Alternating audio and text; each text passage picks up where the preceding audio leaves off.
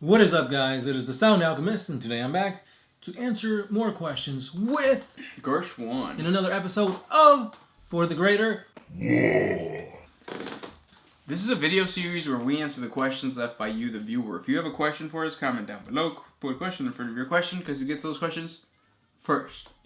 And that is what Q Trace did. He says, "Hey, it's Psionic Nexus. You're switching it up. You got a different username now. And what would happen if the Tau had the numbers like the Imperial Guardsmen?" So, the title of this video is going to be, what does the Tau have to do in order to defeat the Imperium in Warhammer 40K? It's going to be that long. Yeah. Because you bring up a good point. The Tau's weakness is not the fact that they have so little, that their population is so small. The Tau's major weakness is that they don't have warp travel. So even if they had the population size of the Imperium, they would all just be cluttered together. Think of India. India has a huge population, but they're not like to the standard of like Western countries, because the Western countries had advantages, whereas in the 40K universe, the Imperium has the advantage of space travel. And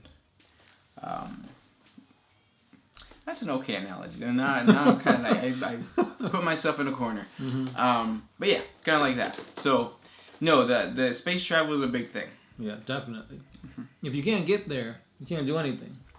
Yeah. I hope that answers the question. Next question. Can you play 40K in India? Is it a thing in... As I know it's in Australia. And why I'm comparing India to Australia, I don't know. Because they both end in A's. Yeah. It's in Indonesia. Whose niece's house you going over? Next question. This one's by Patrick Smith.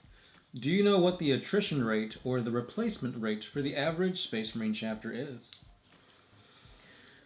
I think it depends on the chapter, but like, for example, if you have a large neophyte, I guess, what do you call it? Group, you can replace your ranks quicker.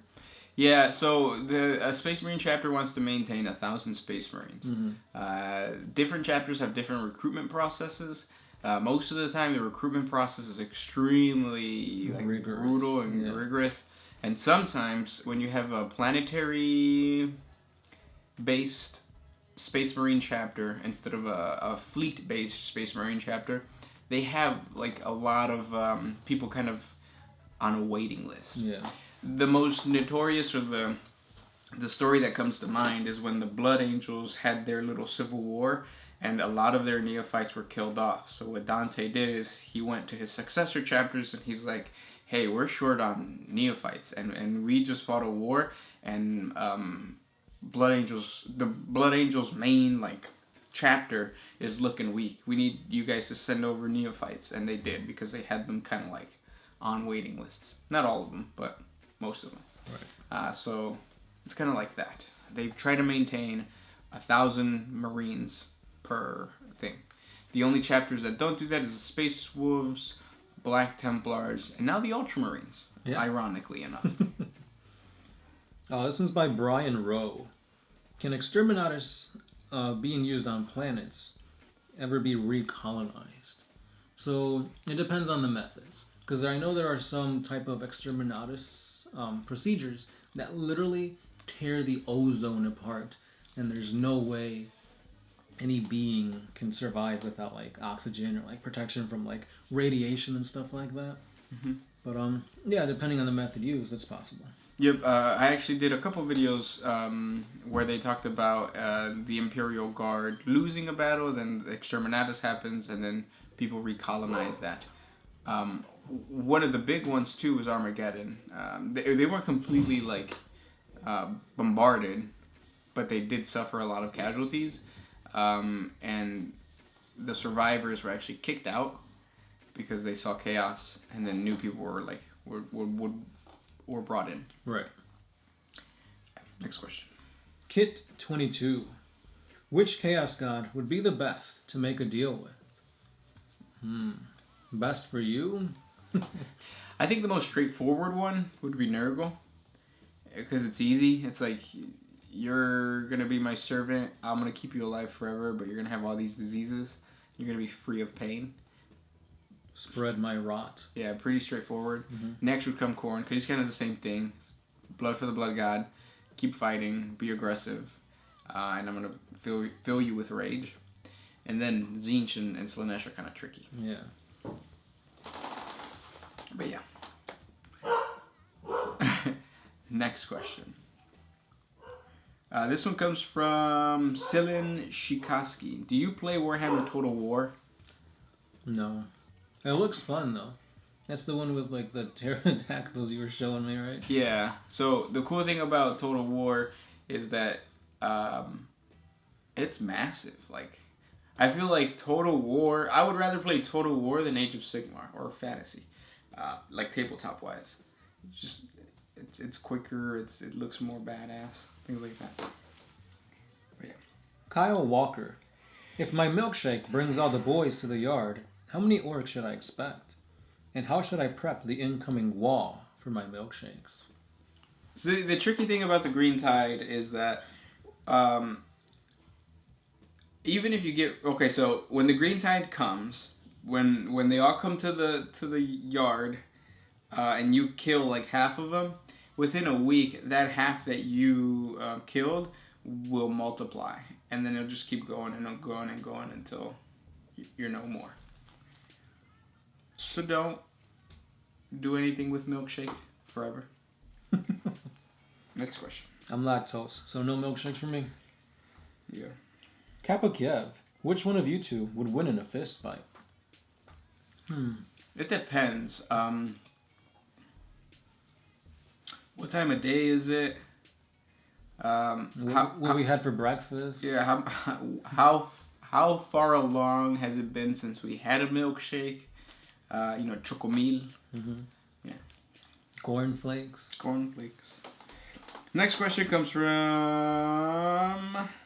Wojtek Blazik. Are tech priests able to reproduce and stuff? Yeah. Oh yeah. Ink everywhere. Cyberdongs. Mm-hmm. Enough said. Yeah. Next question comes from Samuel Lighton.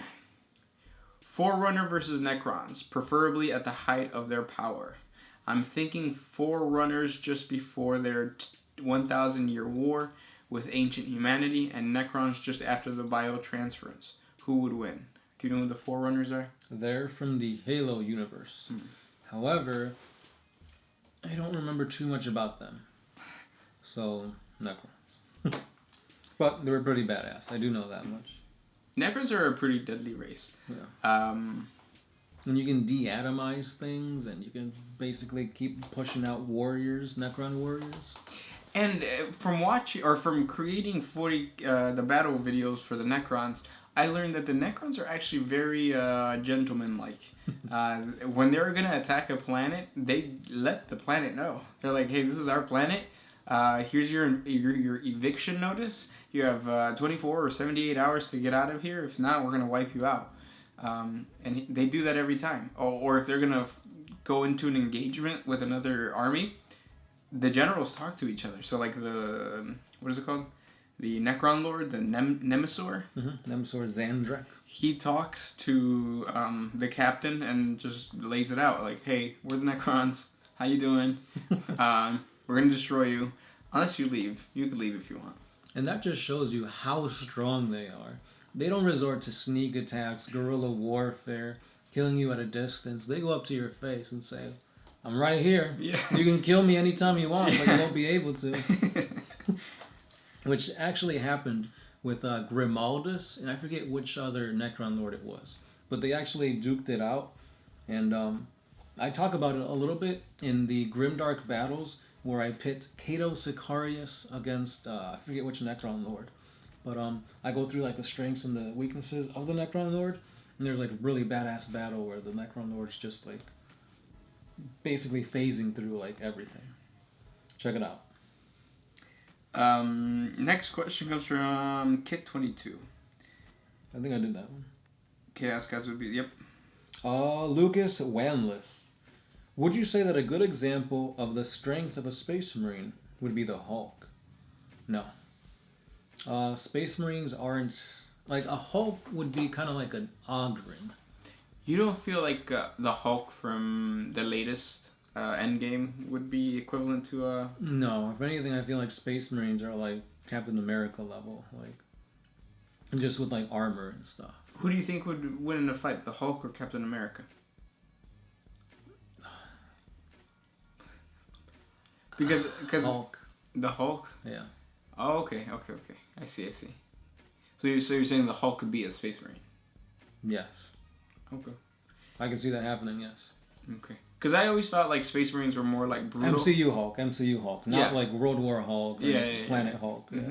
Because I always thought that like Space Marines were very Hulkish in terms of like the way they fight. They'll just come up to you and like hit you or shoot you. If the trailer for, I think it's called the Stardy. If you see that, like they're charging down the corridor and like they're just getting shot and they don't care. They're just like walking. It's all systematic to them, yeah. And that kind of reminds me of the Hulk, whereas like Captain America would be like dodging and stuff. That's true. But these guys are just like... But, I mean, I guess I could But, I mean, if you gave Captain America really bulky armor like that, he won't be dodging. That's true. Yeah. Next question. Shadow Fox. Imperial stormtroopers from Star Wars versus the Death Corps of Krieg. Who would win?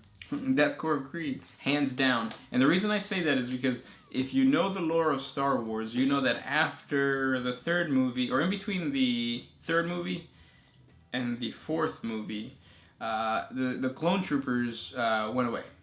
Like, they just became regular stormtroopers. They weren't clones anymore, Yeah. So that just goes to show you that they have to, like, recruit from all the galaxy. Whereas, like, the Death Corps of Krieg, they're sack babies. Pretty much, yeah. Some of them are still children, and they're fighting you. So that just goes to show you that Krieg itself is just a soldier-pumping machine. It's not controlled by anybody but the Imperium. Unlike Star Wars, where like you had the what are those long-necked creatures called? Oh, the ones where they were creating the clones. Yeah. I don't know what they're called, but yeah. But there's no they're politics Camino, in it. I think it's what it's called. Yeah. So there's no politics. It's just like we want soldiers, and the Death Corps of Krieg is going to send those soldiers their way. Yeah, kind of like the Golden Company in Game of Thrones. Whoever pays us the most, we'll fight for. That was interesting. That's going to be interesting, I should say. Oh, that's today. Whew, maybe. I don't think they're going to fight, though. No, they're not. They'll probably like lead up to it or something. Yeah. Next question. Bruno Rangel. If the Chaos Gods were to die, would there be any negative repercussions for humanity? Oh, yeah. I think it would be like the birth of Slanesh. The birth and the death would be kind of the same thing. The birth of Slanesh created the Eye of Terror. The death of a Chaos God, I think, would do something to the veil of reality and just like... Yeah, I feel like it's almost like you feed into chaos, chaos feeds into you. For example, if you take out all chaos, I feel like humanity would feel less bloodlust for Khorne, like less drive for like reproduction and perfection for like Slanesh and that kind of thing. Yeah, actually, I never thought about that. Yeah, you're right. Because it's like their chaos is fueling people to try to bring them to their ranks so that their beliefs can fuel them again. So it's like a give and take relationship.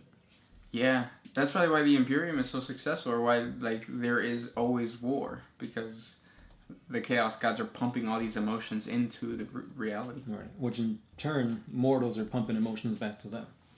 It's like the that cycle where like the clouds turn to water and then they evaporate and turn to clouds. Precipitation, condensation, evaporation.